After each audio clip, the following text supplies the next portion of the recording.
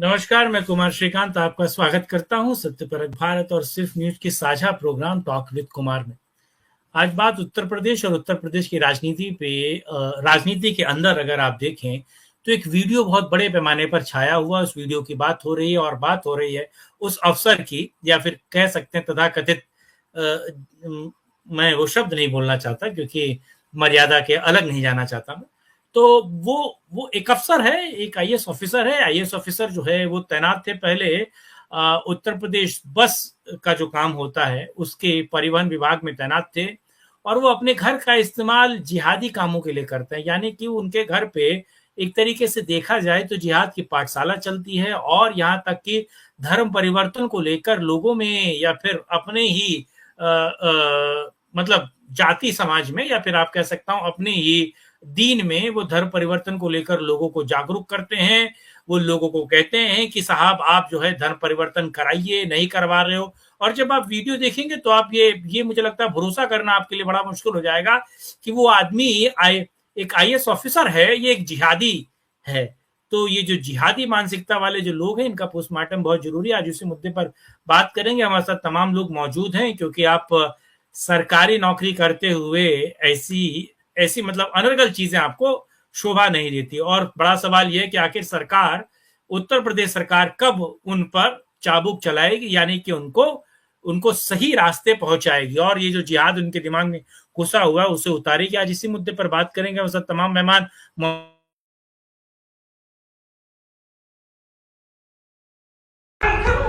मोहम्मद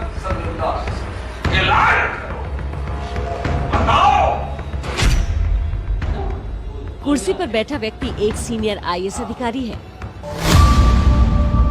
और ये कोई मदरसा नहीं बल्कि एक आईएएस अधिकारी का सरकारी बंगला है।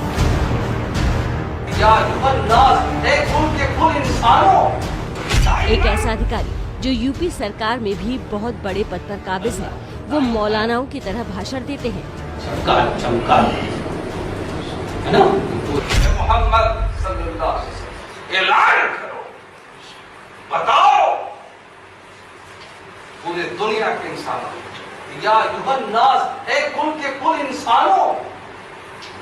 नास इंसान का बहुवचन, इंसान की जमा है ना?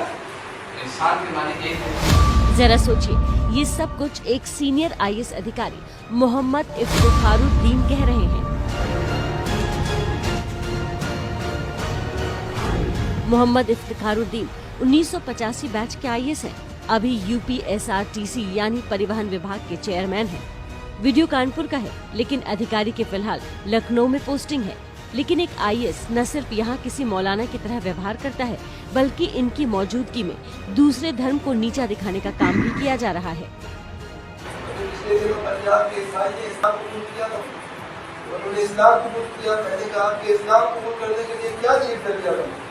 उन्होंने कहा मेरी बहन की माँ, उसका बहन की माँ करिए मैंने इस्लाम कबूल करने के लिए। बोले जी बताइए। कहने लगे जब उसको जला रहे थे तो वो कपड़ा जब जल गया तो बहना हो गई, वो नंगी हो गई। सब लोग देख रहे थे, मुझे बहुत शर्म आई, मैं वहाँ से निकल गया। मेरे बहन ने माली में डाला कि आज तो मेरी बहन को लोग देख रहे हैं, कल मेरी बेटी की इसको भी लोग देखेंगे, मरने के बाद ये भी ऐसी चलेगी। इसी वक्त मेरे दिल में आया कि इस्लाम से अच्छा कोई दिन नहीं है, मुझे कबूल कर दो। इसी बयान के बाद आरोप है कि आईएएस इफ्तिखारुद्दीन की तरफ हिंदू धर्म को नीचा दिखाने की कोशिश की गई है। ये बता रहे कानपुर का है, जब आप कमिश्नर थे ये बता रहे हाल बैठे। अच्छा, ये तो है वीडियो है सर, 4-5-6 वीडियो इस तरह के बारे में। देखिए अब ऐसा है कि जुमे वगैरह के लिए तो आदमी जाता ही है ना, वगैरह में है ना। ऐसा कहा जा रहा है कि धर्म परिवर्तन करा रहे थे।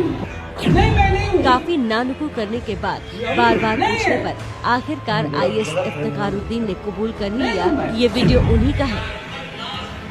अच्छा ये हाँ ये आप ही ठीक है, तो क्या कह रहे हैं? नहीं मतलब हम कोई अच्छी बात बता रहे, क्या कह रहे हैं? वीडियो तो आईएएस इफ्तिखारुद्दीन ने मान लिया, लेकिन वो ये मानने को तैयार नहीं कि वीडियो में वो कुछ गलत कह रहे हैं। इसमें गलत क्यों नहीं, मैं इसलिए समझाना ये तो आप ही हो सकता है, हम पूरा देख नहीं पा रहे हैं, लेकिन हम कुछ भी। इतने बड़े पद के अधिकारी के इस वीडियो पर यूपी की सियासत गर्म हो सकती है। सरकार ने भी ये जानकारी हासिल कर कार्रवाई का भरोसा जताया है। वही प्लीज आप देख लीजिए, मैं कुछ कह नहीं रहा कोई देख ले ना, कोई देख ले। सरकार के आईएएस संज्ञान में नहीं, अगर ऐसा कुछ है तो उसको गंभीरता से क्या सर इसके मामले की जांच की जानकारी जाएगी? में नहीं है, लेकिन अगर ऐसा कुछ इस है मामले की वास्तविकता, जांच की जाएगी? तो गंभीरता से इसको लिया जाएगा। जांच करने। जो आप कह रहे हैं बड़ी आश्चर्यजनक बात है, क्योंकि ऐसा होना नहीं चाहिए, क्योंकि जो भी सरकारी अधिकारी या कर्मचारी होता है वो संविधान से बंधा हुआ होता है। उसका पूरा कमिटमेंट जो भी है वो पूरा कॉन्स्टिट्यूशन ऑफ इंडिया की तरफ होता है। कोई भी अधिकारी, आप सरकारी बंगला हो या सरकारी बंगला ना भी हो, कहीं पर भी वो इस तरीके की सरकारी सेवा में रहते हुए कोई अधिकारी इस तरीके का काम नहीं कर सकता और उसको नहीं करना चाहिए। जाहिर सी बात है कि कोई अधिकारी इस तरह सार्वजनिक रूप से धर्म का प्रचार नहीं कर सकता, क्योंकि उसने तो संविधान को सर्वोपरि माना है।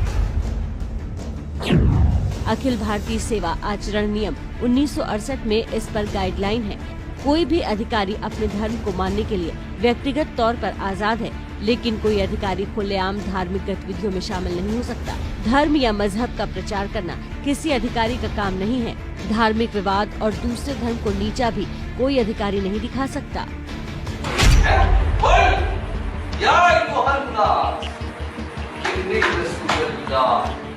देश में बरगलाकर धर्मांतरण के मामले लगातार सामने आ रहे हैं और इसको लेकर अब तक बहुत सी गिरफ्तारियां भी की गई हैं। लेकिन ये पहली बार है जब किसी सरकारी आला अधिकारी की भूमिका इसमें सामने आई है। देखना ये है कि अब सरकार का रुख क्या होता है। इंसान का बहुवचन। वीडियो अलग अलग संस्थानों से लिया गया है, इसीलिए बहरहाल मैं मुद्दे पर आता हूं। हमारे साथ तमाम मेहमान मौजूद हैं और आज ये जानने की कोशिश करेंगे क्या इसको लेकर जो राजनीति फैली हुई है या फिर जो लोग इसका बचाव कर रहे हैं, क्या वो सही बचाव कर रहे हैं, क्या उनको इस तरीके से बचाव करना चाहिए। हमारे साथ तमाम मेहमान मौजूद हैं। हमारे साथ अमित तिवारी सामाजिक कार्यकर्ता हैं, सुजीत दास गुप्ता जी सिर्फ न्यूज के एडिटर चीफ हैं, वो बात अलग है कि उनका चेहरा दिख नहीं रहा है, कोई टेक्निकल प्रॉब्लम लग रही है। साजन सिंह लीगल सेल बीएसपी से जुड़े हुए, साजन भाई आपका भी स्वागत है। तपोष पाल भाजपा समर्थक हैं, तपोष आपका स्वागत है। सत्येंद्र उपाध्याय सुबसपा के नेता हैं। सत्येंद्र कभी कभी मुझे लगता है कि पार्टी से अलग होकर भी बात कर लेते हैं, ये इनके पास एक फ्रीडम है। पूजा तिवारी हमारे साथ राजनीतिक विश्लेषक के तौर पर मौजूद हैं। पूजा जी आपका भी स्वागत है। सबसे पहले साजन भाई के पास पहुंच रहा हूँ। साजन भाई, प्रथम दृष्टया क्या है, आपको लगता है इस पर कानूनी कार्रवाई होनी चाहिए? क्या ये सारी चीजें ठीक है? हमारे साथ दीपचंद राठौर कांग्रेसी नेता भी जुड़ चुके हैं। दीप जी आपका भी स्वागत है। प्लीज जी। नहीं, मैं प्रथम दृष्टया वीडियो के बेसिस पे किसी भी आकलन पे आने के पहले मैं ये जानने की कोशिश करता हूं कि भारत में सत्ता पाना, सत्ता की प्राप्ति एक बहुत बड़ा राज कौशल है, राजनीतिक कौशल का परिचार, और बड़ा विचार और मंथन के साथ सत्ता की प्राप्ति होती है। कहना नहीं होगा कि भारतीय जनता पार्टी ने जो प्रयत्न किए हैं पिछले एक दशक से, इस दशक के पहले और भी प्रयत्न है जो वैचारिक प्रयत्न है, जो विचारों की आंधी आई है, वैचारिक प्रयत्नों का फलस्वरूप है सत्ता की प्राप्ति मिली है। लेकिन सत्ता को प्राप्त करना नहीं, सत्ता को मेंटेन करना, सत्ता को बनाए रखना, सत्ता को बनाए रखने के लिए जरूरी है कि जो बुनियादी मुद्दे हैं लोगों के, महंगाई, बेरोजगारी, शिक्षा, स्वास्थ्य, सारे के सारे मुद्दे जब सवाल खड़े करते हैं सत्ता के आगे, उस सवालों से कैसे बचा जाए। बुनियादी सवालों से बचने के लिए मुद्दों की तलाश करती है पार्टी, और मुद्दों की तलाश ही नहीं करती है, मुद्दों को ज्वलंत करके रखती है।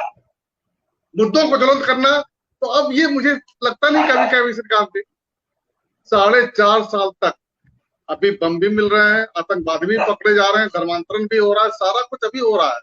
अच्छा, तो योगी आदित्यनाथ ने फोन किया था क्या इन भाई साहब को? योगी आदित्यनाथ ने फोन किया था क्या कि आप अपने यहाँ 4 मुसलमानों को जोड़िए और धर्म परिवर्तन को लेकर बोलिए? और ऐसी भी वीडियोस हैं जिसको मैं चल नहीं सकता क्योंकि वो कंडेम्ड हो जाएगा, आप समझ रहे हैं ना? 4.5 साल तक की सरकार, हाँ, 4.5 साल तक की सरकार, कोई पता नहीं चला कि करना क्या है। अल्टीमेटली ये सारे फिर से हिंदुत्व की शरण में आ गई और सारे मुद्दों को ढूंढ लिए जो बुनियादी मुद्दों को दबाती है। हाँ, लेकिन इसके पीछे मैं ये कहना भी चाहूंगा कि आप जांच कर लीजिए, आप जांच कर लीजिए। धर्मांतरण जो एक शब्द है आपने गढ़ा है, इसकी जांच कर लीजिए। अगर जांच में दूध पानी का पानी हो जाएगा, लेकिन ये जांच होगा नहीं, जांच होगा नहीं, ये मुद्दा गला रहेगा, ज्वलंत रहेगा इलेक्शन तक। सुजीत जी आप नहीं थे, इसीलिए मैंने साजन जी से पूछा। साजन जी ने कहा जांच हो जाए, लेकिन जो सच सामने है उस पर भी बात होनी चाहिए कि नहीं? साजन जी को यह शायद ध्यान नहीं होगा।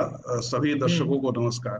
साजन जी को यह ध्यान नहीं होगा कि कल जब इस बात को केशव प्रकाश मौर्य के सामने लाया गया था तो उन्होंने मानने से इनकार कर दिया था। तो ये भाजपा का तो मुद्दा है ही नहीं, और न ही दैनिक भास्कर जिसकी ये एक्सक्लूसिव स्टोरी है वो भाजपा का मुखपत्र है, क्योंकि सबसे पहले दैनिक भास्कर में ही चला था, और बल्कि भाजपाइयों में अच्छा खासा बदनाम है दैनिक भास्कर कि कांग्रेसी पेपर है वो। खैर, तो अब मुद्दा, लेकिन जो उन्होंने बात कही है उसका भी एक जवाब है। साजन जी ने जो बात कही है, वो कह रहे हैं कि बरसों से सत्ता एक तरह से चलाई जा रही थी, तो भाई लोगों को पसंद नहीं आया तभी तो वो सत्ता बदल दी। आप कुछ गलत कर रहे थे बरसों से, तभी तो सत्ता बदली गई। क्योंकि देखिए, अभी हम लोग करीब 1 घंटे बाद एक अंग्रेजी में भी चर्चा शुरू करने वाले हैं मोपला के दंगों पर। उस पर भी देखिए, आप हमेशा ये बताया गया, कितनी घिनौनी बात है ये कि जब हमारे देश में स्वतंत्रता संग्राम चल रहा था तो उस समय हमारे मनोबल को तोड़ने के लिए ब्रिटिश लोगों ने एक साजिश रची थी कि हम जो भी करते हैं, हिंदू जो भी करते हैं, गलत करते हैं, हम यहाँ के है ही नहीं, हम सेंट्रल एशिया से आए हुए हैं, वगैरह वगैरह। तो ये सब कुछ पिछले 7 वर्षों में चैलेंज हो रहा है। क्या जो ये IAS ऑफिसर हैं इफ्तिखारुद्दीन, इस तरह के ऑफिसर पहले नहीं हुए हैं? इससे पहले हमारे वाइस प्रेसिडेंट हुए हैं। बल्कि ये जो वीडियो है, इसमें एक जगह ये जो तबलीगी जमात का जो आदमी है मौलाना, ये एक जगह बताता है, एक जगह कोट करता है वो हामिद अंसारी की किताब, कि हामिद अंसारी ने लिखा है कि जिस तरह से हिंदुओं के हालात हैं, ये तो लाजमी है कि कभी ना कभी ये सबके सब मुसलमान बन जाएंगे। तो ये देखिए, सरकार की आंख के नीचे तत्कालीन उपराष्ट्रपति ऐसा लिखते हैं अपनी किताब में, और इसको कोट किया जाता है उस वीडियो के दौरान। तो जाहिर है बिल्कुल कि ये एक एजेंडा है, और मैं इसको एक इंटरनेशनल एजेंडा मानता हूं। ये कोई भारतीय एजेंडा नहीं है। दो आखिरी वाक्य पहले राउंड में आखिरी वाक्य, मिडिल ईस्ट से निकले हुए 2 मजहब। मैं दोबारा कह रहा हूं, पिछले एक कार्यक्रम में भी आपको कहा था, ये मजहब नहीं है, ये क्लब्स हैं, और ये लगातार मेंबरशिप बढ़ाने की ताक में रहती है। ये इनका मेंबरशिप ड्राइव है, और ये इनको किताबों में, इनके पवित्र किताबों में, ग्रंथों में लिखा गया है कि मेंबरशिप ड्राइव लगातार चलते रहना चाहिए। ओके, ठीक है। सत्येंद्र, आप ज्वाइन कर रहे हैं क्या? मेंबरशिप प्लान आपको भाया, पसंद आया सत्येंद्र? श्रीकांत भाई, सबसे पहले तो मैं ये कहूंगा कि इसकी जांच होनी चाहिए गहनता से। और एक मिनट, आपके नाम के आगे, आपके नाम के पीछे उपाध्याय है, तो अगर हम करेंगे तो आपको खान सरनेम जरूर मिलेगा। मैं पूरी बात कह लूं, नहीं, किसके सामने सर नेम से कोई मतलब नहीं होता। जो चीजें कहनी हुई स्वतंत्रता है, सबको कहनी चाहिए।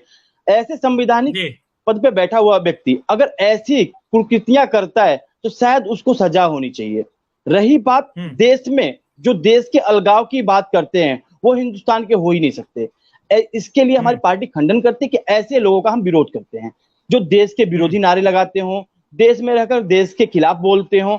और रही बात ऐसे बड़ा अधिकारी जो इतने बड़े रैंक पे है, सप्ते खाता है, इनको शपथ दिलाई जाती है कि आप जब तक इस कुर्सी पे बैठेंगे या सरकार के दायरे में होंगे, तब तक आप अपने मर्यादा का उल्लंघन नहीं कर सकते। ऐसे लोग उल्लंघन करते हैं। तो सोचने वाली बात है कि देश की राजनीति किस दिशा में लेके जा रही है। अभी साजन जी ने कहा, बिल्कुल सही कहा, कि इसी समय ये सारे एजेंडे निकल कर क्यों आ रहे हैं। ये भी सोचने की बातें हैं कि इसी समय ये एजेंडा क्यों आ रहा है। तो कहीं ना कहीं पार्टी जो है, देखिए, हर राजनीतिक पार्टी अपने हिसाब से वोट बैंक के हिसाब से यूज करती है। और रही बात है हिंदू मुसलमान की बातों को जितना आगे लाया जा रहा है, कहीं ना कहीं देश में ये विखंडन वाली स्थिति पैदा की जा रही है। 2 समुदाय को अगर आपस में लड़ाकर किसी पार्टी का भला हुआ है तो नहीं होना चाहिए, और ना ही उसको इस चीजों को आगे लेकर आना चाहिए। इसकी घोर निंदा होती है। अगर इन्होंने कहा है तो इनके ऊपर सख्त से सख्त कार्रवाई होनी चाहिए।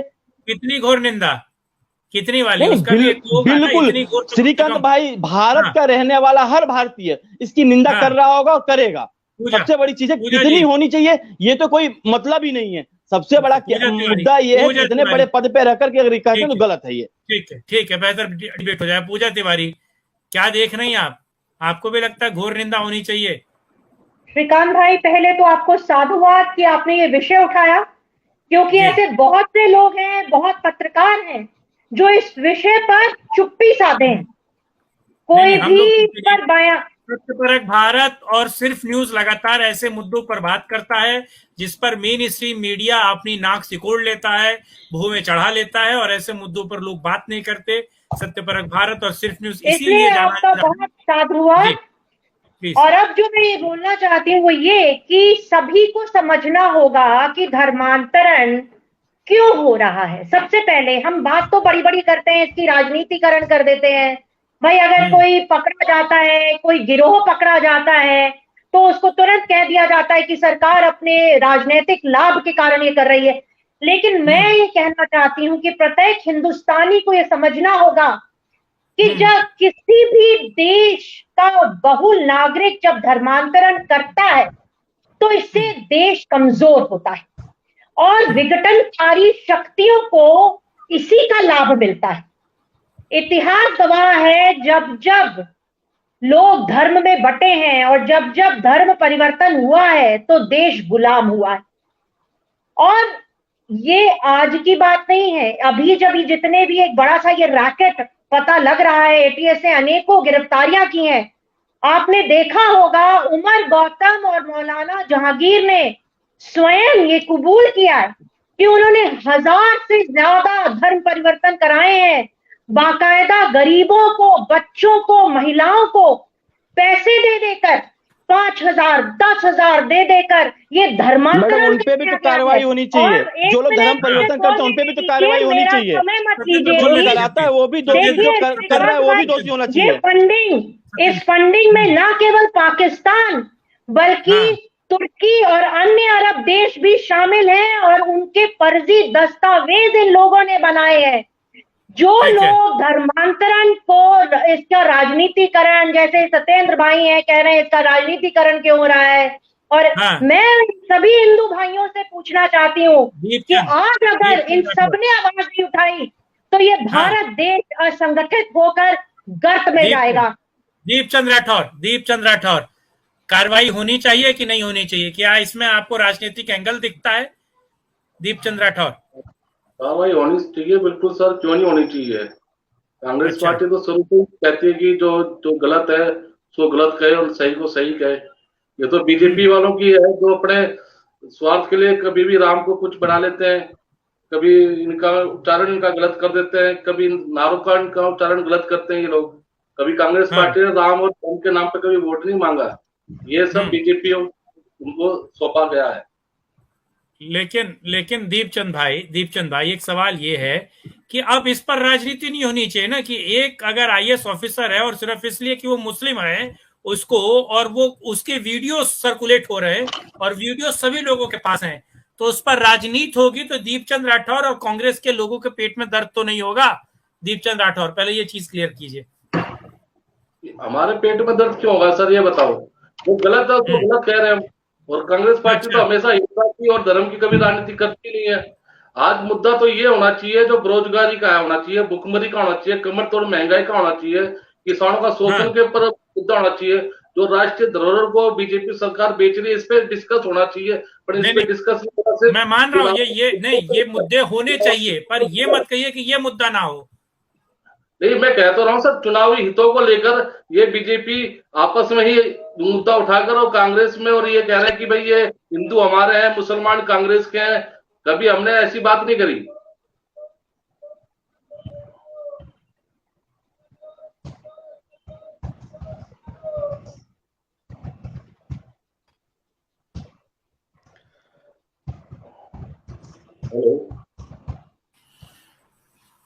मुझे लगता है कि कुमार श्रीकांत जी का नेट का कुछ प्रॉब्लम आ रहा है। श्रीकांत जी आ गए लगातार। वो मैं दिल्ली में रहता हूँ और दिल्ली में एक पार्टी की सरकार है और वो मुझे कभी भी सही बोलने नहीं देती, और उसे भी पता है कि 8 बजे, आखिर 8 बजे क्या होता है, और मुझे लगता है 8 बजे से वो डरते हैं। नोटबंदी नहीं होती है, सत्यपरक भारत और सिर्फ न्यूज का प्रोग्राम होता है। बहरहाल तपोश, आपकी तो सरकार है, कार्रवाई कब होगी तपोश पाल? जवाब दीजिए। देखिए, मैं एक बात बता दूं, ये 1985 के आईएएस ऑफिसर थे और कानपुर में ये पोस्टेड थे जिस समय का ये वीडियो है, जैसा कि न्यूज चैनल्स में बताया जा रहा है। और सरकारी सेवा में रहते हुए इन्होंने इस तरीके के काम किए हैं।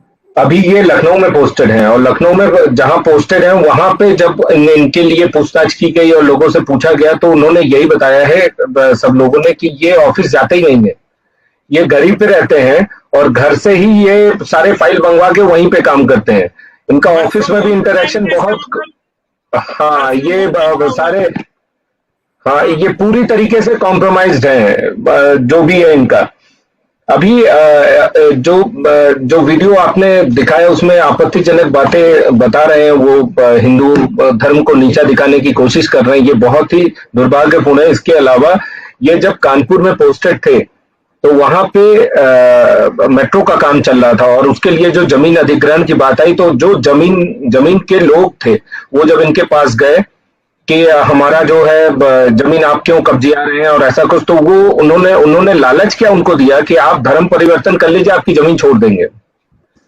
तो इन्होंने न केवल लोगों को कन्वर्ट किया बल्कि अपने पद का दुरुपयोग भी किया और वो पुरजोर तरीके से किया। तो ये सबसे बड़ा एलिगेशन है इनके ऊपर। अब देखते हैं जांच चल रही थी। ये कानपुर में मेट्रो का प्रोग्राम कब हो रहा था, सरकार किसकी थी, और अगर ये ऐसी खबरें आ रही हैं, ऐसी रिपोर्ट्स आ रही हैं, तो ये सरकार हाथ पे हाथ रख के क्यों बैठी है? क्योंकि कोई और राज्य की सरकार हो तो मैं मान सकता हूं, लेकिन योगी सरकार, सवाल तो उठता है ना। देखिए ये वीडियो 4-5 साल पुराना है जो जैसा कहा जा रहा है, लेकिन ये सारी चीजें जांच में सामने आ जाएगी। एसआईटी का गठन कर दिया गया है और इसके जो अध्यक्ष हैं वो DG CBCID GL Meena ji होंगे और एडीजी भानु भास्कर होंगे और एक हफ्ते में वो जांच की रिपोर्ट अपनी सबमिट करेंगे। और इस पे वो छोड़िए ना यार, यहाँ दर्शक जो हैं, सिर्फ न्यूज सत्यपरक भारत के दर्शक जो जुड़े हुए हैं, वो लोग ये जानना चाहते हैं नौकरी जाएगी, जेल जाएगा ये आदमी, जेल जाएगा? बिल्कुल, अगर जांच में ये दोषी पाए जाते हैं तो इनको मिनिमम 10 साल की सजा है और नौकरी से तो हाथ धोना ही पड़ेगा इनको, क्योंकि ये क्लियर कट लिखा हुआ है कि आप इस तरीके की गतिविधियों में शामिल नहीं हो सकते हैं। अगर आप इस तरीके की गतिविधियों में शामिल होते हैं तो आपको अपनी नौकरी छोड़ के तब जाके आप अपने इस तरीके की एक्टिविटीज करिए। अमित सवाल ये है कि अगर आपको धर्म, अपने मजहब का ही काम करना है, धर्म माफ कीजिएगा, धर्म तो एक ही है, तो अगर आपको अपने मजहब का ही काम करना तो मजहब का ही काम कीजिए ना। वो आईएएस पीसीएस का चोला उतार फेंकिए, वही काम कीजिए, करिए जिहाद जितना फैलाना है आपको। बिल्कुल कुमार जी, देखिए एक आईएएस ऑफिसर जो है वो अपने संविधान से बंधा हुआ रहता है, उसको अपने पद पर रहते हुए किसी भी धर्म विशेष के लिए काम करना या अपने धर्म का प्रचार करना या कन्वर्जन जैसे चीजों में लिप्त होना, ऐसा बहुत ही गलत बात है। और एक पढ़ा लिखा व्यक्ति जब ऐसा करता है तो बहुत ही दुख होता है ये देखकर। आप देखिए ये जो आईएएस ऑफिसर थे, ये बताया जा रहा है, अभी तापस जी ने बताया कि ये कानपुर का वीडियो है, 4-5 साल पुराना वीडियो है और वहां पे भी वो इसी तरीके के कृत्य में लिप्त थे जब वो कानपुर के कमिश्नर थे। वो मेट्रो के काम में जब जमीनों को अधिकृत किया जा रहा था, सरकार जब ले रही थी उन्हें, तो कुछ लोग जो अपनी समस्याएं लेकर वहां तक पहुंचे उनको बोल रहे थे कि आप कन्वर्ट हो जाइए और फिर हम आपको ये चीज देते हैं। तो ये बहुत ही निंदनीय बात है और इस चीज की सबको भर्त्सना करनी चाहिए। इसमें कोई दो राय नहीं है कि कोई भी पॉलिटिकल पार्टी कोई अलग स्टैंड ले ही नहीं सकती, क्योंकि सभी संविधान से बंधे हुए हैं और सभी उसका पालन करना चाहिए। अब देखने वाली बात यह है कि इनका जो प्रमोशन हुआ वो अखिलेश राज में हुआ। अब यहां से ट्विस्ट आता है, तो अखिलेश किन चीजों को बढ़ावा देते हैं, वो किस चीजों को प्राथमिकता देते हैं, ये समझने वाली बात है। और जब ये चीज आप इसे इसलिए नहीं कर सकते कि आप इसको हर चीज को चुनावी मुद्दा बनाकर नहीं रोक सकते हैं कि चुनाव होने वाले हैं तो ये मुद्दे क्यों आ रहे हैं। ये मुद्दे अगर आ रहे हैं, हमने तो उनको जाकर नहीं बोला कि बीजेपी ने तो जाकर नहीं बोला उनको कि आप ऐसा अपना वीडियो वायरल करवाइए, कुछ करवाइए। एक पत्रकार ने उसको जारी किया है और फिर उसके बाद उस पे छापे भी पड़े थे बीजेपी की राज में। तो ऐसा समझना कि ये राजनीतिक तौर पे हो रहा है, ऐसा बिल्कुल भी नहीं है। ये शुद्ध रूप से एसआईटी की जांच हो रही है। आपने केशव प्रसाद मौर्य जी का और सिद्धार्थ नाथ सिंह जी का सुना होगा, उन्होंने कहा है, आश्वासन दिया है कि 7 दिन में कार्रवाई हो जाएगी। तो मेरे ख्याल से कानून का सहारा लेना चाहिए और इस पे कानून को अपना काम करने देना चाहिए। जी, आपका स्टिल हो गया है frame, Srikanth ji. I think there's a network issue, I think. Yeah, so I'm taking it up from here. तो साजन जी, फिर से बारी आप ही की आती है। तो इस वक्त जैसे पहले राउंड में विपक्ष के प्रतिनिधि जितने भी हैं, उन्होंने भाजपा के मत्थे दोष मढ़ दिया। इसके पीछे क्या कारण है कि कोई भी इशू होता है तो आप लोग, सामाजिक इशू हो, कोई और इशू हो, मजहबी इशू हो, भाजपा के आगे आप लोगों को सूझता ही नहीं है। इस तरह से तो आप भाजपा को हीरो बना रहे हैं, आपका नुकसान होगा इससे। भाजपा पे उंगली इसलिए उठती है कि ये सामाजिक मुद्दे को सामाजिक रहने नहीं दे जाता है। सामाजिक मुद्दे को अगर आप राजनीतिक लाभ के लिए प्रेरित करते हैं, राजनीतिक लाभ लेने की कोशिश करते हैं, तो राजनीतिक मुद्दा आपके लिए। लेकिन मैं विशुद्ध धर्मांतरण पे आ रहा हूँ। धर्मांतरण राजनीतिक मुद्दा है ही नहीं, ये सामाजिक मुद्दा है।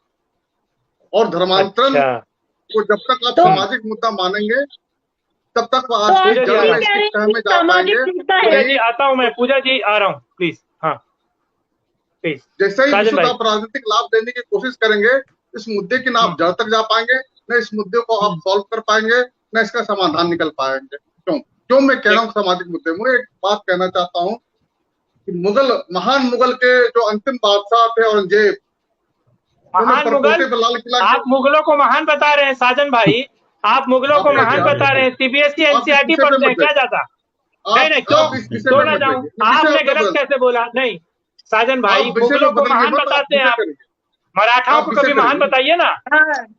अकबर को महान बताते हैं। अरे बोलने दीजिए साजन भाई को प्लीज। हाँ तो चलिए, मैं महान हटा देता हूँ, मैं मुगल बोलता हूँ। ठीक है, ये मुगलों के जो अंतिम बादशाह थे, जो मुगलों के अंतिम बादशाह थे,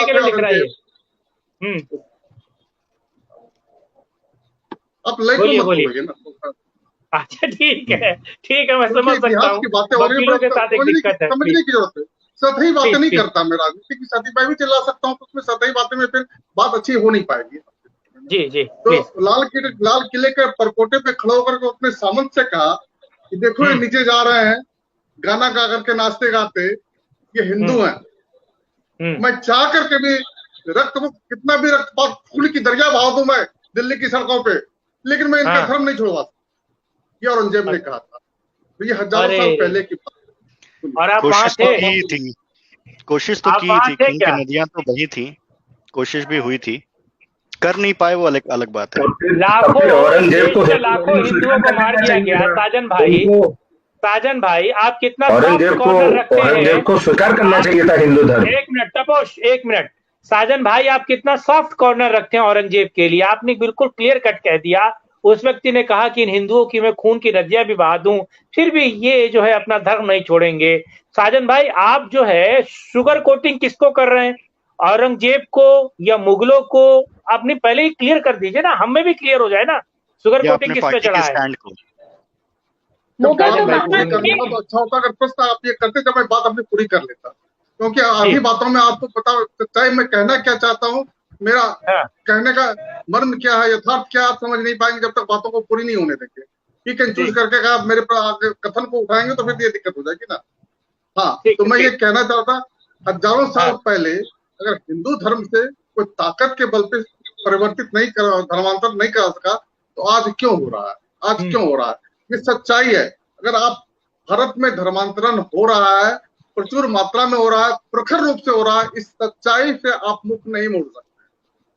पंजाब में 20 से 25% जो रामदासिया सिख हैं और हिंदू वाल्मीकि है, वो क्रिश्चियन बन गए हैं। क्यों बन गए हैं?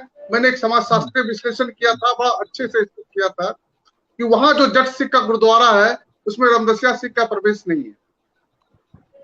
जो भोज होता है, जो सेवा होती है, उसमें रामदासिया सिख के साथ जो जट सिख नहीं बैठते हैं। हिंदू धर्म में भी यही होता है। अभी आपने आज के ही पत्र आज की इंडियन एक्सप्रेस में मैंने पढ़ा कि कहीं एक दलित हिंदू को मंदिर में प्रवेश करने पे मध्य प्रदेश में 10,000 रुपए का जुर्माना लगाया गया, उसको सामाजिक भोज देना। साजन भाई ऐसा तो नहीं है, ऐसा नहीं है, बहुत सारे दलित जो है मंदिरों में जाते हैं, ऐसा नहीं कह सकते आप। वैष्णो देवी जाइए आप, बहुत सारे दलित जाते हैं, क्या रोकता है क्या कोई? बहुत सारी जगह नहीं, जो चीज गलत है उसको गलत मानना चाहिए, ये चीजें नहीं है, गलत कर रहे हैं। नहीं, ये चीज गलत रोका जा रहा है, रोका कहीं नहीं जा रहा है। आप अपने घर में क्यों नहीं पूजा करते? इसके दो कारण है, जो धर्मांतरण हो रहा है उसके दो कारण है। पहला कारण है कि आपके हिंदू धर्म में जिसमें धर्मांतरण सबसे तेजी से हो रहा है उसमें खुद की विसंगतियां, और दूसरा लालच। तो ये दोनों का जो मिश्रण है वो धर्मांतरण के लिए प्रेरित करता है। तो सामाजिक सामाजिक रोग है, ये सामाजिक समस्या है, इसको सामाजिक तौर पर ही आप सुलझा सकते हैं। राजनीति का चश्मा जैसे प्रवेश कराएंगे ये समस्या अनवरत चलती रहेगी और बढ़ेगी। मैं सुजीत जी के पास जा रहा हूँ। बढ़ेगी। सुजीत जी, ऐसे मुद्दों पर कोई बात नहीं करता, और कोई बात करता है हम और आप जैसे लोग। तो सबसे पहले जिस फॉर्मेट से हम लोग बात करते हैं, यानी कि हम अगर YouTube पे बात कर रहे हैं, फेसबुक पे बात कर रहे हैं, तो सबसे पहले फेसबुक और YouTube आपको इस बात की सजा देता है। जैसे कि ये वीडियो मेरे YouTube पे अपलोड हो रहा है, लगातार लाइव जा रहा है, चार लोग देख रहे हैं। सबसे पहले YouTube ने मुझे अनमोनेटाइज कर दिया अभी, यानी कि सुबह से मोनेटाइजेशन पे लगा हुआ था, लेकिन मैंने कोई गाली नहीं दी, मैंने कुछ अपशब्द नहीं कहा, फिर भी मुझे अनमोनेटाइज कर दिया गया। ठीक है, अब मैंने मोनेटाइजेशन के लिए वापस डाला है, तो मुझे 48 घंटों के बाद वापस मोनेटाइज किया जाएगा, लेकिन 48 घंटों में वो जो बूम मिलना चाहिए था वो खत्म हो गया। यानी कि जब भी आप ऐसी बातें करेंगे, जब ऐसी चीजों को लिए लगेंगे, तो आप पहले तो आपका हौसला यूं ही तोड़ दिया जाता है। सत्य परख भारत और सिर्फ न्यूज के साथ लोग खड़े होने की सोचते भी हैं, और हम कुमार श्रीकांत भाई बिल्कुल सस्पेंड कर दिया जाता है। लेकिन जब हम हक और हकूक की बात कर रहे हैं, हम हिंदुत्व की बात कर रहे हैं, तो आप सोचिए देश में पत्रकार सुरक्षित नहीं है। ये इतना बड़ा नेक्सस है, उनको नहीं छोड़ा जाता है, और उस नेक्सस में एक पार्ट है, यानी कि एक IAS ऑफिसर। आप सोचिए वो उसकी नौकरी के 20 साल तो हो गए होंगे, 20 साल में उसने कितनों का धर्म परिवर्तन करवाया होगा, लालच से, प्रेशर से, या अलग अलग हथकंडों का इस्तेमाल करके। सुजीत जी, श्रीकांत जी आप बिल्कुल सही कह रहे हैं। और आज से 6-7 साल पहले जो ये एक हंगामा खड़ा कर दिया गया कि हिंदू असहिष्णु होते हैं, तो सबसे बड़े असहिष्णु तो ये जो लेफ्टिस्ट जिहादी कबाल जो है दुनिया भर में, ये सबसे ज्यादा असहिष्णुता के लिए जाना जाता है। और इसलिए इसको जब इस बात का खौफ हुआ कि जो चीज हम आज तक करते आए हैं ये अब हमारे ऊपर किया जाएगा, क्योंकि आप देखिए जहां तक इतिहास पर चर्चा होती है तो हम लोग कहते हैं, अक्सर लेफ्टिस्ट लोग इस बात का मजाक उड़ाते हैं कि राइट विंग के पास कोई इतिहासकार क्यों नहीं है। अरे भाई, तुम घुसने नहीं दोगे यूनिवर्सिटी में तो इतिहासकार बनेगा कहां से? आज आप देखिए जितने लोग जो स्थापित इतिहास है, जो कि झूठा इतिहास है, उसको चैलेंज कर रहे हैं, वो कौन है? वो डॉक्टर्स हैं, इंजीनियर्स हैं, वो प्रोफेशनली हिस्टोरियंस नहीं है। क्योंकि अगर एक बार आपकी विचारधारा जग जाहिर हो गई तो आपको डिपार्टमेंट ऑफ हिस्ट्री में घुसने नहीं दिया जाएगा। तो सबसे बड़े इतिहास मतलब जो असहिष्णु है, और यही सब क्या करते हैं, लेफ्टिस्ट की सबसे बड़ी खूबी होती है कि जब भी कोई एक नया माध्यम बनता है तो तुरंत उस माध्यम को वो ऑक्यूपाई कर लेते हैं, ताकि आगे से वो माध्यम जो भाषा बोले वो उनकी भाषा बोले। तो ये YouTube है, फेसबुक है, ट्विटर है, ये सब अभी आधुनिक माध्यम निकले हैं। जैसे ही ये उभर के आए, इन्होंने कब्जा जमा दिया वहां पर कि भाई यहाँ पर अब हमारी बात होगी, सिर्फ किसी और की बात नहीं होगी। तो इसीलिए आपको डिमोनेटाइज किया गया है आपके चैनल को। इसी प्रकार से देखिए आपने जो रखा है इसका, मैं आपको बार बार कई बार चेतावनी भी देता हूँ, सावधान भी करता हूँ कि जिहाद, मुसलमान, इस तरह का शब्द आप अगर शीर्षक में रखते हैं या डिस्क्रिप्शन में भी रखते हैं तो आप बैन हो जाने का खतरा है। शांति दूत हिंदुत्व नहीं, आप फक हिंदुत्व कह सकते हैं, शांति प्रिय हिंदुत्व कह सकते हैं, ठीक है, उसकी आपकी खुली छूट है। CAA के विरोध करने के नाम पर फक हिंदुत्व आप कह सकते हैं, उस पे आपको पर कोई बैन नहीं लगेगा, बल्कि सभी अखबार उसको फ्रंट पेज पर बड़े गर्व के साथ उस पोस्टर को छापेगी कि सीएए का विरोध जताने वालों ने ऐसी भाषा का प्रयोग किया, जैसे कि बहुत गर्व की बात है।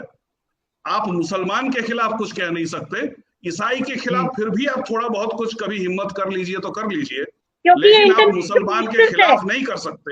लेकिन मैं मुसलमानों की दाद देता हूं, जो कि एक चीज उनमें है जो हिंदुओं में नहीं है।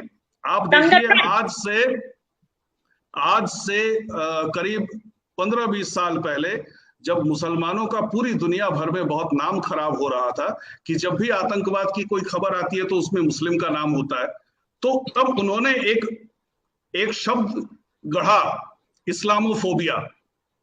और उसके बाद क्या किया गया कि जिस तरह से आप समलैंगिक के खिलाफ कुछ नहीं बोल सकते तो आपको होमोफोबिक कह दिया जाता है, उसी प्रकार से आप इस्लाम के खिलाफ कुछ कहेंगे तो कहेंगे कि आपको फोबिया हो गया है।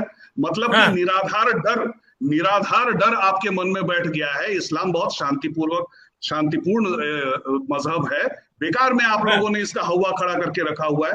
तो उस तरह से संगठित तरीके से हिंदुओं ने कभी नहीं कहा कि हिंदू फोबिया है, यूट्यूब को हिंदू फोबिया है, फेसबुक को हिंदू फोबिया है। प्लीज पूजा जी, आप बीच बीच में मत बोलिए। तो इस तरह से जितने माध्यम है सबको हिंदुओं का फोबिया है और उसी का हर्जाना आपको भुगतना पड़ रहा है। जी हाँ पूजा जी, आप बोल सकती हैं। जी पूजा जी, आप बीच में कुछ कहना चाहती हैं? मैं आगे पहुंच रहा हूँ। मैं तो यही बोल रही थी कि ये जो आपने कहा है कि हिंदू संगठित नहीं रहता है, वो तो इस चैनल पे भी साफ दिखाई देता है। जो पैनल है वही संगठित नहीं रहता है। बताइए, सारे हिंदू हैं यहाँ पर। संगठित रहेंगे तो बात कैसे हो पाएगी? एक हो जाएंगे तो बात। भारतीय जनता पार्टी की बातों को मान ले तो संगठित कहलाएंगे। पूजा जी, कौन सा ये डिबेट है? हर आदमी की अपनी विवेक है, जैसा चाहे वो बोल सकता है। भारतीय जनता पार्टी की अगर हम बात करें आपके साथ में तो हम सही हैं। कांग्रेस का हो जाता है। ये कैसा ज्ञान है? नहीं, यही ज्ञान तो बेकार कर रहा है लोगों को। अगर भारतीय जनता पार्टी की बातों में हाँ की जाए तो ज्ञान है। भाजपा और कांग्रेस और फलाना ठिकाना को काहे लिंक करते हैं आप? जब ये सामाजिक मुद्दा है तो नहीं, आप ही लोग करते हो, आप ही लोग करते हो, है ना? आप ही लोग उसका स्टार्टिंग करते हो। भाजपा यूज कर रहे हैं। हम लोग तालिबानी नहीं है यार सत्येंद्र भाई, हम लोग तालिबानी नहीं है, हमारे बीच एक महिला भी है। अच्छा सत्येंद्र, मेरा आपसे एक सवाल है। सर मैं वो नहीं कह रहा हूँ, इन्होंने कहा कि हम संगठित नहीं है। अरे अपनी विचारधारा अपने आदमी कहेगा उस चीज के लिए। सम्मान है, महिलाओं का सम्मान करता हूँ पूजा जी का। सम्मान करने के वजह से बता रहा हूँ। देश का मुद्दा पहले रखेंगे ना। हाँ, क्योंकि देखिए पहले हाथ में पता चल गया है कि साहब कार्रवाई होगी। तपोष पाल ने कहा है कि कार्रवाई होगी। अगर कार्रवाई नहीं होती 7 दिन बाद तो तपोष पाल को लाकर यहीं पर, जिसे मैं अपनी भाषा में कहता हूँ गुर्दा छीलना, तो गुर्दे छील लेंगे तपोष पाल के। तपोष पाल ने बात कही है और मुझे तपोष पाल में भरोसा है। लेकिन देखिए 7 दिन में एसआईटी अपनी रिपोर्ट सबमिट करेगी, हम उस पर फिर से चर्चा करेंगे। ठीक है तपोष, ठीक है, ओके। लेकिन सत्येंद्र उपाध्याय और दीपचंद राठौर से मेरा एक सवाल है, क्यों ना हम एक बेहतर राजनीति को समझे? पॉलिटिकल करेक्ट होना ही, और पॉलिटिकल करेक्ट होकर ही अगर राजनीति होती है तो सत्येंद्र ऐसी राजनीति को लात क्यों नहीं मार देते आप क्यों नहीं? अगर एक गुनाहगार को गुनाहगार कहने में अगर आपकी राजनीति आपकी जिह्वा को रोकती है, आपके जबान को छू जाती है, लकवा मार जाता है, तो ऐसी राजनीति का फायदा क्या, जो आप अपने भविष्य में अपने बच्चों के लिए कब्र खोद के जा रहे हैं? सत्येंद्र जी एक वाक्य में जोड़ना चाहूंगा। सत्येंद्र जी एक बात मैं जोड़ना चाहूंगा श्रीकांत जी के सवाल से। हाँ, कि अगर आपको चुनौती दी जाए सत्येंद्र जी कि अगले 5 मिनट तक लगातार बोलिए, एक बार भी भाजपा नहीं बोल सकते, चुनौती स्वीकार है आपको? 5 मिनट तक लगातार बोलिए, एक बार भी भाजपा शब्द का इस्तेमाल न किए हुए, कर सकते हैं? बिल्कुल बिल्कुल। तपस्दा मैं बता दूं आपको, ऐसा नहीं है सुनीता कि हम नहीं बोल सकते। रही बात भाजपा के लोग उस एजेंडे को बार बार करते हैं, और मुझे लगता है कि जो हमारे पे साथ बैठते हैं ना साथी, उसमें भाजपा के लोग ज्यादा होते हैं, उनकी संभावनाएं हो सकती हैं कि उनकी विचारधारा उससे हो सकती है। भाजपा कोई वो थोड़े खिलौना है। भाजपा जब नहीं थी तब भी ये देश था, और भाजपा होगी तब भी ये देश रहेगा। देश तो वैसे ही रहेगा जैसे चप्पे से चल रहा है। अच्छा ठीक है सत्येंद्र, मेरी बात का जवाब दीजिए। श्रीकांत भाई ये बिना भाषण में रह नहीं पा रहे हैं, तो इनको वर्डिंग नहीं मिल पा रहे हैं। श्रीकांत भाई मैं आपकी बात का जवाब दे रहा हूँ। देखिए ये जो धर्म की राजनीति है ना, इसको कहीं ना कहीं हमें अलग करना चाहिए। रही बात अभी तक जो धर्मांतरण करने वाले लोग हैं, जो धर्म परिवर्तन करते हैं, उन लोगों को भी प्रावधान में लाना चाहिए, उनको भी सजा होनी चाहिए। आखिर चंद लालच में लोग अपने आप को कैसे बदल सकते हैं?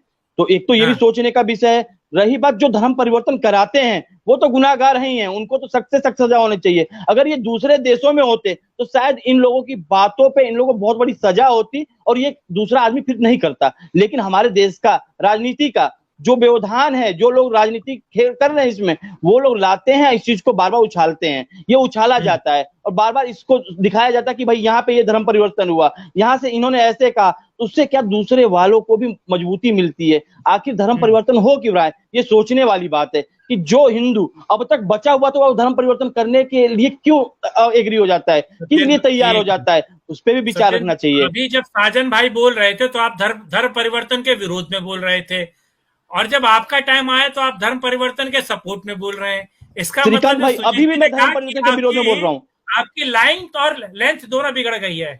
मतलब आप ऐसे बॉलर हैं, जब उसको छक्के पड़ जाते हैं, उसको पिट जाता है, तो लाइन और लेंथ दोनों बिगड़ गई है। प्लीज श्रीकांत भाई, गुगली से डर सबको लगता है। यॉर्कर जो पड़ती है ना, तो शायद उससे कई सारे बोल्ड हो सकते हैं, तो इसलिए यॉर्कर जो है ना, इसलिए बचा के रखी जाती है। क्या जो बातें सच्चाई उसे मानना चाहिए। मैं मानता हूँ धर्म परिवर्तन करना भी गलत है। देख ले। हाँ, दीपचंद राठौर भाई, पॉलिटिकल करेक्टनेस होकर ही राजनीति करनी है, तो इस राजनीति को आप लोग करते ही क्यों हैं? प्लीज।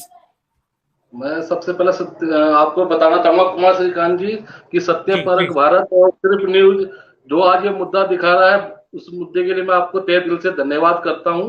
और जो ये धर्मांतर की जो आज हम राजनीति कर रहे हैं, ये हम क्यों कर रहे हैं? क्योंकि ये सिर्फ राजनेता अपने स्वार्थ के लिए करते हैं। चाहे मैं हूँ, चाहे बीजेपी सरकार, चाहे कांग्रेस सरकार है, चाहे अखिलेश सरकार है, चाहे ये सत्येंद्र उपाध्याय जी जो अभी बता रहे थे, ये अपने सिर्फ स्वार्थ के लिए लोगों को गुमराह करके उनका वोट बैंक हासिल करने के लिए, धर्मांतर करने के लिए ये चुनावी मुद्दा भी होता है, और उनको अपना एक तरफ अपना वोट बैंक बनाने के लिए भी ये कार्य करते हैं। लेकिन जो आईएएस अधिकारी ये जो धर्मांतर कर रहे हैं या विशेष समुदायों का बढ़ावा दे रहे हैं, मैं योगी सरकार से मांग करना चाहूंगा कि उनके ऊपर उचित कार्रवाई हो। जो संविधान के दायरे में जो कानूनी कार्रवाई होती है, उनके ऊपर की होनी चाहिए। दीप भाई आप एक मिनट, आपने बहुत गलत, मैं आपके भविष्य को लेकर चिंतित हूँ। दीपचंद राठौर, आप बहुत सही बात बोल गए। कांग्रेस पार्टी में होते हुए आज आपके पास दो बहुत बेहतरीन हीरे, तरासे हुए हीरे आपकी पार्टी में आए हैं, तरासे हुए, और एक कोहिनूर आपकी पार्टी को छोड़कर चला गया है। एक कोहिनूर जो है वो आपकी पार्टी में त्यागपत्र देकर चला गया है। मुझे एक और कोहिनूर की फिक्र हो रही है जो मेरे इस वक्त पैनल में बैठा है। वो ऐसी अगर बात कहेगा, अगर वो ऐसी बिल्कुल साफ सटीक की बात कहेगा, तो भाई साहब पार्टी में तो बड़ी दिक्कत हो जाएगी आपको। कुमार श्रीकांत जी, कई बार सच को सच बोलना पड़ता है। चाहे पार्टी की जगह है और राष्ट्र की जगह है, और राष्ट्र से बढ़कर पार्टी नहीं है, पहले राष्ट्र धर्म। क्या बात। चलिए ये मैं आपको देखिए नमस्कार करता हूँ, सलाम करता हूँ। आपने बहुत बेहतर बढ़िया बात करना चाहता हूँ। मैं एक प्रश्न साजन जी को करना चाहता हूँ। साजन जी, जब धर्म परिवर्तन होता है, मैं धर्म तो उनको मानता नहीं हूँ, लेकिन फिर भी लोग इस शब्द को समझते हैं, इसलिए मैं कह रहा हूँ मजहब परिवर्तन, तो सबसे ज्यादा नुकसान आपकी पार्टी को होता है। क्यों? क्योंकि खासकर जब दलित परिवर्तित होता है, अपना मजहब बदल लेता है, तो उसको और शेड्यूल कास्ट का कोटा नहीं मिलता है, नौकरी में हो। क्योंकि ये तो ईसाई लोग खुद ही कहते हैं, मुसलमान भी कहते हैं कि उनके अंदर कास्ट तो है ही नहीं, तो इसलिए कास्ट है नहीं जब, तो आपको नहीं लगता कि आपकी पार्टी को जो इतना नुकसान होता है धर्म परिवर्तन की वजह से, जो लोग आपके वोटर हो सकते थे वो अब उसके और किसी पार्टी के वोटर हो जाएंगे, तो आप लोग स्वयं क्यों नहीं एक कैंपेन चलाते इस मजहब परिवर्तन के खिलाफ? साजन भाई अपना पक्ष रखिए, फिर मैं पूजा के पास जाऊँ। जी नहीं, हम किसी पॉलिटिकल पार्टी के ट्रैप में नहीं फंसना चाहते हैं। इस बात को क्या करते नहीं, मैंने पहले ही कहा था कि सामाजिक समस्या है, उसमें सबसे बड़ा रोल गरीबी का है। नहीं, गरीबी किसकी? आप वकील है ना साजन जी, आप वकील हैं। बीजेपी ने हिंदुत्व का ठेका ले रखा है क्या? उनके पास कॉपीराइट है क्या कि आप नहीं ले सकते? नहीं, वो तो नहीं कर पाएंगे ना, हिंदुत्व का ठेका ले लेने से धर्म परिवर्तन नहीं रुक जाएगा। आप इसको मान के चलिए, सोशल रिफॉर्म होना जरूरी है हिंदू धर्म में। अगर आपको धर्म का धर्मांतरण को रोकना है बड़े पैमाने पे, तो आपको सोशल, जब ये 1951 में ये बातें चली थी रिजर्वेशन के बारे में कि रिजर्वेशन क्यों दिया जा रहा है, तो हिंदू धर्म में बृहत रूप से पलायन नहीं हो, तो रिजर्वेशन एक बहुत बड़ा टूल्स है। ये कहा गया, ये खास करके ब्राह्मण समुदाय को समझाया गया कि रिजर्वेशन नहीं रहेगा तो बहुत बड़े स्तर पर धर्म परिवर्तन होगा, क्योंकि आप लोग जो है आपको अपने में बांधे रखता है।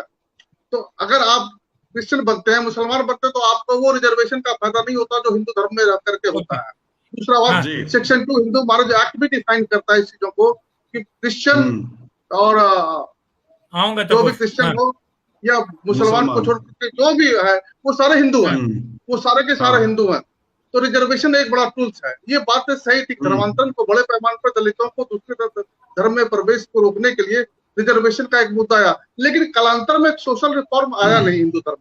आज के दिन में भी वो अत्याचार है, आपको मानना पड़ेगा। श्रीकांत जी, मैं आपको एक बात बताऊं, नहीं साजन जी, मैं मैं ऐतिहासिक बात आपको बता रहा हूँ जो कि वर्तमान की भी बात है, अभी हाल ही की बात है। 1 मिनट 5 सेकंड दे दीजिए, फिनिश कर रहे हैं वो साजन भाई, फिनिश कीजिए।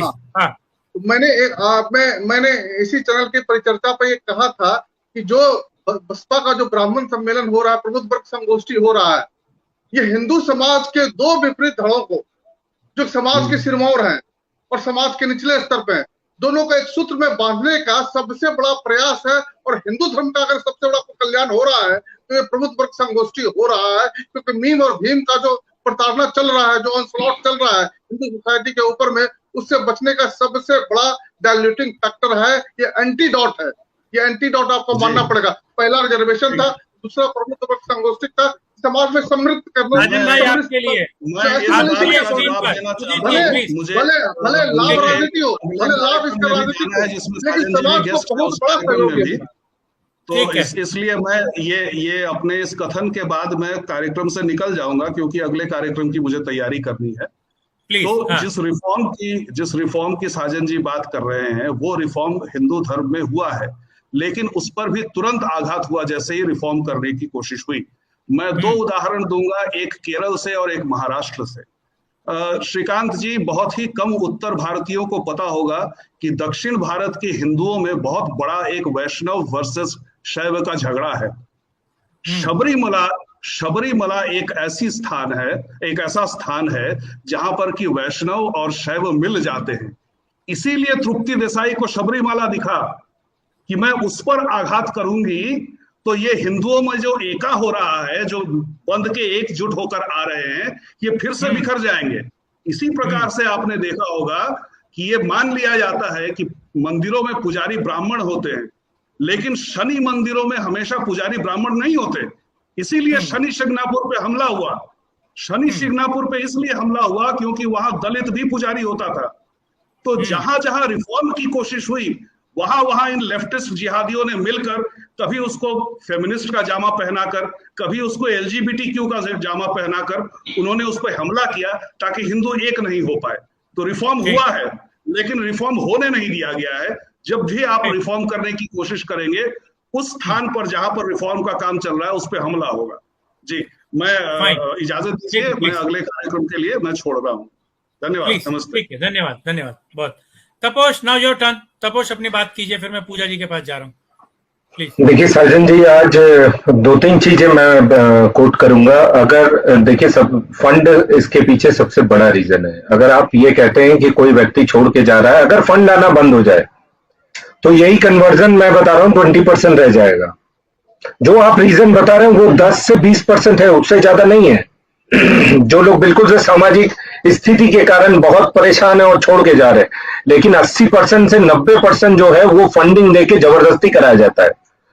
मैं बता रहा हूं, जो अभी लास्ट टाइम जो रैकेट पकड़ा गया है, और जब उनसे पूछा गया था तो उन्होंने अपनी सिपाही बना के रखे थे कि कन्वर्ट होने के बाद आप ये वेरीफाई करिए कि वो दोबारा तो नहीं बदल गए हैं। मैं आपको एक और उदाहरण दूंगा। झारखंड में कई परिवारों पे ऐसे सर्वे हुआ है, वो 10 बार कन्वर्ट हुए हैं। क्यों? क्योंकि उनको पैसा मिलता है उनको हर बार। वो हर बार क्या करते हैं, कन्वर्ट होते हैं और वापस जाके फिर मतलब हिंदू धर्म का होगा तो फिर जाके कन्वर्ट होते हैं, तो 10-10 बार कन्वर्ट हुए। तो ये एक धंधा चल रहा है, ये बंद होना चाहिए। इसी के पीछे भाजपा लगी हुई है और हमारे तंत्र लगे हुए। आप ये बताइए, ये व्यक्ति जो कि आईएएस हैं, इनको अचानक से क्या शौक चढ़ गया है कि लोगों को कन्वर्ट करना शुरू? आपको लगता है कि ये धर्म से है? इनको पैसा मिलता है, ये फंडिंग के लिए परेशान है। इससे पहले भी जो श्रीकांत जी ने कार्यक्रम किया था, उसमें भी कोई दुबई से बंदा था, उस व्यक्ति से बात कर रहा था और कह रहा था कि भाई निचली जाति की महिलाओं को छोड़ो, आप जो अपर कास्ट की महिलाएं हैं उसके लिए आप बात करो, उसके लिए आपने जो फंड लिया है उसको किस तरीके से आप यूज करेंगे। तो देखिए, ये पूरा खेला पैसे का है। आप उसको दूसरा शुगर कोटिंग, जैसे श्रीकांत जी ने कहा कि आप शुगर कोटिंग कर दें, वो बात दूसरी है। जो आप रीजन बता रहे हो वो 5 से 10% है, उससे ज्यादा नहीं है। और मैं बताऊं, ये मुद्दा ऐसा नहीं है, एक मिनट श्रीकांत जी, ये मुद्दा ऐसा नहीं है कि यूपी गवर्नमेंट है या इलेक्शन है या ऐसा कुछ है। ये हमेशा का मतलब चलता हुआ मुद्दा है। आप चिन्नी देखिए, चिन्नी के जो सीएम अभी बने हुए हैं पंजाब के, उनके वाइफ वो रैकेट चला, ये क्या कहते हैं इसे, नरूला के साथ वो कन्वर्जन का पूरा रैकेट चलाती है। क्यों चलाती है भाई? क्योंकि पैसा मिलता है। ऐसा नहीं है उनको बड़ा धर्म परिवर्तन हो गया या ऐसा कुछ हो गया। जिस दिन पैसा आना बंद हो जाएगा उस दिन ये काम बंद हो जाएगा। और ये क्या करते हैं, लोकल जो बिजनेसमैन है उनको ये इकट्ठा करते हैं। ऐसा नहीं कि हमेशा फंड बाहर से ही आता है। यहाँ के भी जो प्रबुद्ध लोग हैं, जो पैसे वाले लोग हैं, उनको ये मॉडिफाई करते हैं और उनको कहते हैं कि आप दीजिए तो धर्म बचेगा, ये, और फिर ये पैसे का धंधा चलता है। अमित, नाउ योर टर्न, और फाइनल रिमार्क भी कीजिएगा। मैं फिर सभी लोगों के पास फाइनल रिमार्क लूंगा, प्लीज। जी बिल्कुल, मैं एक करके सभी का जवाब देता हूं। मुझे तो लगता है कांग्रेस जब इस विषय पे बोलती है तो उसकी मानसिक विकलांगता जो है वो साफ झलकती है। वो इसलिए क्योंकि ये गांधी जी ही थे जिन्होंने खिलाफत मूवमेंट का सपोर्ट किया था और कहा था कि सभी हिंदुओं को मिलकर खिलाफत मूवमेंट का सपोर्ट करना चाहिए। दूसरी बात जी, दूसरी बात, साजन जी ने कहा कि आज का जो मुद्दा है वो मेन एजेंडा से भटकाता है, हमें रोजगार का बात करना चाहिए, हमें प्रोग्रेस की बात करनी चाहिए। तो मैं आपको बता दूं कि आज यूपी में आप एमएसएमई डिपार्टमेंट में जाइएगा, आपको 72 घंटे में सारे लाइसेंसेस आपके क्लियर हो जाते हैं। तो वो एक प्रोग्रेस उनको दिखता नहीं है वहां पे। दूसरी बात, मुझे लगता है जो लोग बेरोजगार हैं वो लोग बेरोजगार हैं, जो अवार्ड वापसी गैंग है वो बेरोजगार हैं, जो मंडी के दलाल हैं वो बेरोजगार हैं, और जो आंदोलन जीवी है वो बेरोजगार हैं। तो यहाँ पे अब मैं लौट कर आता हूँ जो मेन मुद्दा है उस पे जो आज हम डिस्कस कर रहे हैं। आप देखिए उस वीडियो में जो व्यक्ति जो एग्जाम्पल कोट कर रहा था, उसने एक महिला का जिक्र किया। उस महिला का जिक्र करते हुए मुझे शर्म आती है। उस वीडियो को देखते हुए भी, कितनी आप जब दिखा रहे थे, उसने सभी दर्शकों ने भी देखा होगा, कितनी शर्मनाक बात है वो।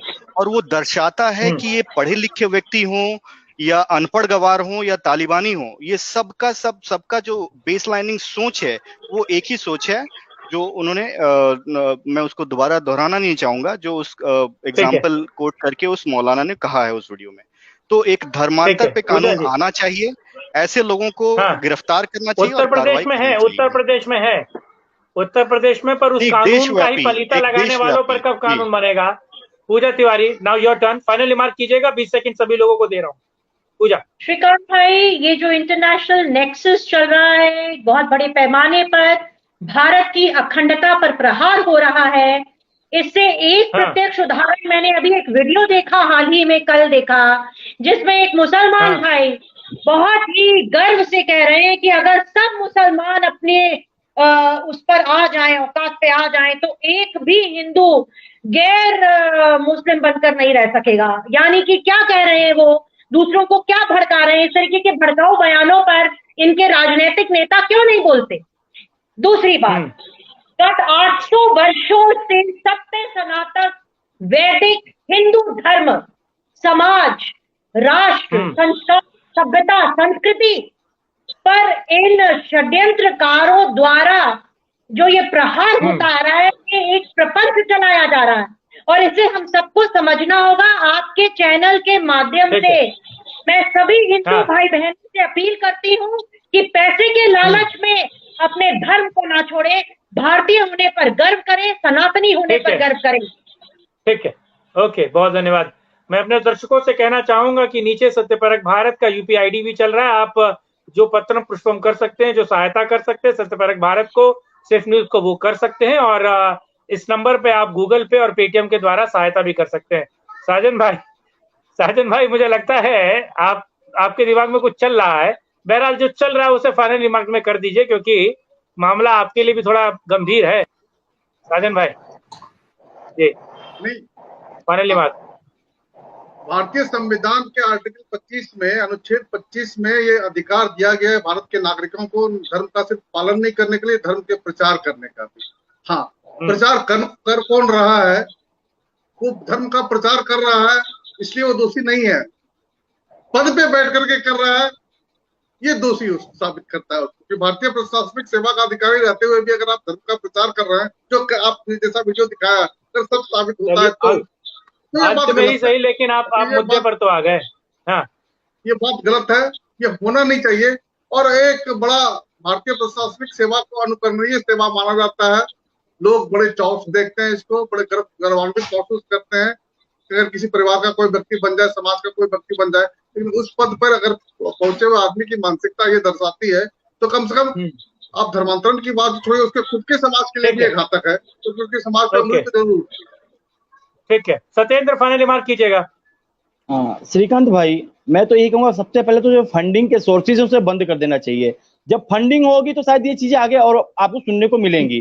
तो सबसे पहले तो जो फंडिंग है वो बंद होना चाहिए। दूसरी चीज, ऐसे अधिकारियों पे सख्त से सख्त कार्रवाई होनी चाहिए जो इतने संवैधानिक पद पे रहते हुए और किसी को उचकाए या उसको बढ़ावा देकर इस धर्म का परिवर्तन करे।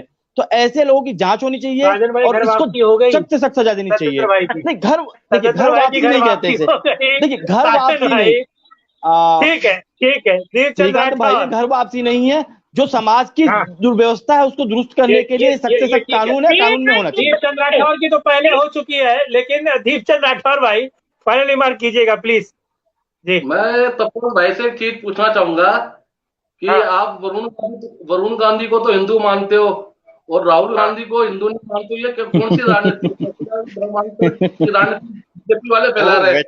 वो वेटिकन जाते हैं ना, वो वेटिकन की कैंप पे रहते हैं।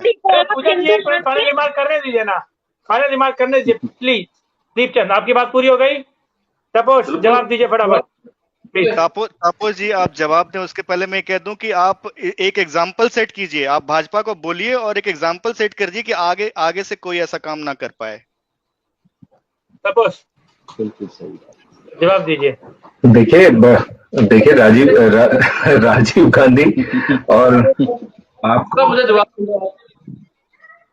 नहीं, वरुण गांधी का आप निकालिए पूरा, सब कुछ आपको मिल जाएगा, आंसर आपको खुद ही मिल जाएगा कैसे क्या है। और मैं यहाँ पे तो आज का मुद्दा ये नहीं है कि गांधी परिवार पे क्या है, लेकिन एक चीज और मैं बता दूं कि प्रियंका गांधी इस पे भी सख्त कार्रवाई होनी चाहिए कि जो लोग किसी और धर्म के हैं और दूसरे धर्म का ड्रामा करके लोग वोटरों को बेवकूफ बनाते हैं और वो करते हैं। आज की डेट में प्रियंका गांधी वाड्रा है और वो क्रिश्चियन है और वो जबरदस्ती अपने आप को हिंदू दिखाती हैं और कहती है कि नहीं, प्रियंका गांधी हो गई हैं। अब उनके जो बेटे हैं सुपुत्र रिहान, वो भी जो है अपने आप को गांधी बनाना शुरू कर दिए हैं। तो ये देखने की जरूरत है। बाकी बाकी जो लोग कन्वर्ट हो रहे हैं, मैं कह रहा हूँ इस पे एक स्ट्रॉन्ग कानून बनना चाहिए। जो लोग कन्वर्ट हो रहे हैं, कई चीजें हैं जो कि 10-10 बार कन्वर्ट हुए हैं, जो कि 10-10 बार कन्वर्ट हुए हैं, तो उनको भी सोचना चाहिए। आईएएस ऑफिसर ना होकर एक ऐसा व्यक्ति है, ठीक है, जो धार्मिक उन्माद और धार्मिक जिहाद फैलाने की कोशिश कर रहा है, उस पर कार्रवाई होगी तो एक नजीर पेश होगी उन तमाम अधिकारियों के जो अधिकारी के बीच में छुपे हुए अपने धर्म के प्रति, अपने मजहब के प्रति, माफ कीजिएगा धर्म तो एक ही है, तो अपने मजहब के प्रति वो एक तरीके से कट्टर है। उनको एक सीख मिलेगी। मुझे लगता है कि सरकार को जल्द से जल्द इस पर दूध का दूध और पानी का पानी करना चाहिए। फिर से अपने दर्शकों से मैं कहना चाहूंगा, प्लीज इस वीडियो को लाइक कीजिएगा, शेयर कीजिएगा और चैनल को सब्सक्राइब कीजिएगा। और सत्यपरक भारत को जो आप सपोर्ट देना चाहते हैं, इन यूपीआई नंबर पर आप दे सकते हैं। और आए हुए सभी सम्मानित मित्रों का बहुत बहुत धन्यवाद साथ जुड़ने के लिए, इस मुद्दे पर बात करने के लिए। कल जय श्री राम, मिलेंगे, करेंगे जय एक और चर्चा। जय हिंद, भारत माता की जय।